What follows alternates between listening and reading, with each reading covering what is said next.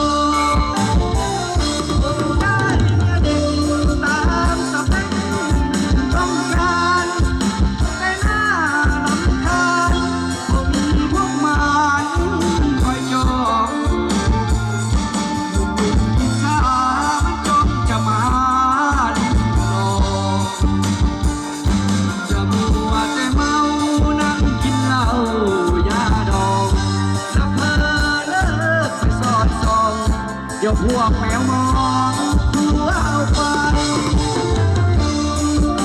อย่าเด็กเล็กใครโทรมา